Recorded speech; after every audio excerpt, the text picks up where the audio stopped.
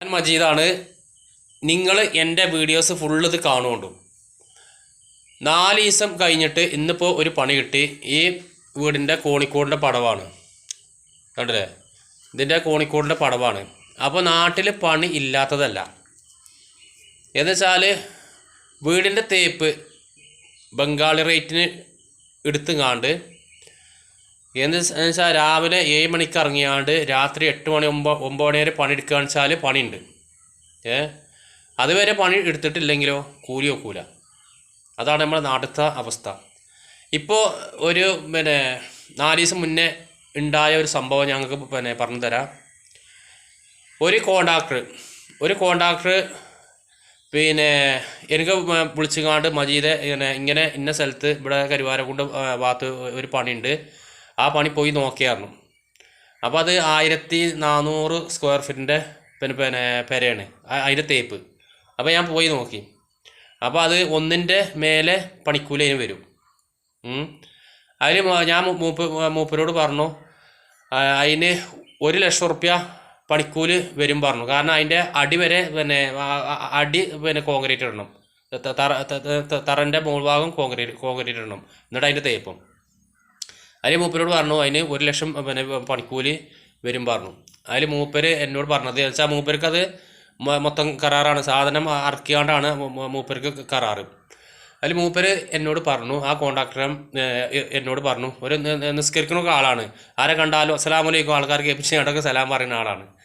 അതിൽ മൂപ്പര് എന്നോട് പറഞ്ഞു അതിന് 70,000 ഉറുപ്പ്യക്ക് ബംഗാളികൾ എടുക്കാമെന്ന് പറഞ്ഞിരിക്കണ്. ഞാൻ നിങ്ങൾ മലയാളികൾക്ക് പണി ഉണ്ടായിക്കോട്ടെ എന്ന് കരുതിയിട്ടാണ് ഞാൻ നിങ്ങളെ വിളിച്ചുകാണ്ട് നിങ്ങൾക്ക് ആ പണി ഏൽപ്പിച്ചാണ് ഞാൻ കരുതിയത് പറഞ്ഞു. അതിൽ മൂപ്പര് എന്നോട് പറഞ്ഞു ബംഗാളികൾ അതിന് 70,000 പറഞ്ഞിരിക്കണേ, നിങ്ങളൊരു 80,000 ഉറുപ്പ്യക്ക് എടുക്കുകയെന്ന് വെച്ചാൽ നിങ്ങൾക്ക് ആ പണി തരാറുണ്ട്. അപ്പോൾ അന്ന് വെച്ചാൽ പണി കമ്മിയായിരുന്നു. അപ്പോൾ ഞാൻ ഒപ്പല്ലവരോടൊക്കെ ഇപ്പോൾ പണിക്കാരോടൊക്കെ പറഞ്ഞുകൊണ്ട് ഇനിയിപ്പോൾ ലാസ്റ്റ് 1-2 പണി കൂലില്ലാതെ എടുത്താലും കുഴപ്പമില്ല എന്നൊക്കെ കരുതിയാണ്ട് ആ പണി ഏറ്റു. ആ പണി ഏറ്റിട്ട് മൂപ്പര് ഏറ്റ് കഴിഞ്ഞിട്ട് മൂപ്പര് പറഞ്ഞു അതിന് പാരപ്പറ്റ ഇടണം, ആ പാരപ്പറ്റും കൂടി അതിൽ കെട്ടുകൊണ്ട് പറഞ്ഞു. അപ്പോൾ പറഞ്ഞു എങ്ങനെ മുതലാളി അത് പണിക്കൂലി വെക്കുക, പാരപ്പറ്റും കൂടി തേച്ചാൽ തന്നെ ഞങ്ങൾ പണിക്കൂലി വെക്കുക, പിന്നെ എങ്ങനെ പാരപ്പറ്റും കൂടി കെട്ടിയാൽ ഞങ്ങൾക്ക് ഒക്കു വെച്ചു. അപ്പോൾ മൂപ്പര് പറയാണ് അത് ഓരോ ദിവസം പണിയായി പോകുമ്പോൾ ഒരു 10 കട്ട വെച്ച് പോയാൽ മതി. അപ്പോൾ അങ്ങനെ നിങ്ങളെ പാരപ്പറ്റ് തേക്കുമ്പോൾ തന്നെ അത് മുഴുവനാകും. ഒരു ഐഡിയ പറയാണ്. അതിൽ ആ പണി എടുക്കാൻ വേണ്ടില്ല ഇതിന് സ്റ്റേജൊക്കെ സെറ്റാക്കിയാണ്ട് അങ്ങനെ നിൽക്കുന്ന ടൈമിൽ ആ പെരൻ്റെ മുതലാളിനെ ഞാൻ കരുവാരക്കുണ്ട് ഭാഗത്തുനിന്ന് കണ്ടു. ആ പെരൻ്റെ മുതലാളിനെ അതിൽ ആ മുതലാളി പറഞ്ഞു നിങ്ങളല്ലേ നമ്മളിപ്പോൾ പണിയൊക്കെ ഏറ്റിക്കട് ഉഷാറാക്കിയൊക്കെ തേക്കണമെന്നൊക്കെ പറഞ്ഞു. അതിൽ ഞാൻ പറഞ്ഞു ഞങ്ങൾ തന്നെയാണ് വെച്ചാൽ ഇന്നെ ദിവസം വന്നുകൊണ്ട് അത് നിങ്ങളെ പേരൻ്റെ പണി സ്റ്റാർട്ട് ചെയ്യുന്നൊക്കെ പറഞ്ഞു. അതിൽ മൂപ്പര് എന്നോട് പറഞ്ഞിക്കാണ് ഈ ബംഗാളിയും മലയാളികളും തമ്മിൽ വിഷയം പറഞ്ഞിക്കാണ്. ഞാൻ മൂപ്പർക്ക് അത് മൊത്തം കരാറ് കൊടുത്തിക്കുകയാണ്. ഞാൻ മൂപ്പരോട് ആ കരാർ കൊടുത്ത് അന്ന് തന്നെ പറഞ്ഞിരിക്കണ് ആ കോൺട്രാക്ടറിനോട് ഇതുമൊക്കെ ബംഗാളിനെ കൊടുങ്ങാണ്ട് തേപ്പിന് കൊടുങ്ങാണ്ട് പണി ഇടിപ്പിച്ചിരുന്ന് പറഞ്ഞിരിക്കണെന്ന് മൂപ്പരോട് പറഞ്ഞിരിക്കണെന്ന് ആ പെരൻ്റെ ആൾ എന്നോട് പറഞ്ഞു. അപ്പോൾ നിങ്ങൾ ആലോചിച്ച് നോക്കുകയാണ് ആ കോൺട്രാക്ടർ എടുത്ത ആൾ പച്ച നുണയാണ് എന്നോട് പറഞ്ഞത്. എന്ന് വെച്ചാൽ ബംഗാളികൾ അതിന് 70,000 പറഞ്ഞിരിക്കണേ. എന്നുവെച്ചാൽ 80,000 ഉറുപ്പ്യക്ക് 1 ലക്ഷം ഉറുപ്പ്യ ഞാൻ പറഞ്ഞു, 80,000 ഉറുപ്പ്യക്ക് ഞാൻ എടുത്തിട്ടില്ലെങ്കിൽ ബംഗാളിയാൾക്ക് അത് കൊടുക്കും 70,000-ന്. പച്ച നുണയല്ലേ? ഇതൊക്കെയാണ് നമ്മുടെ നാട്ടിൽ കൂടി നടക്കുന്നത്.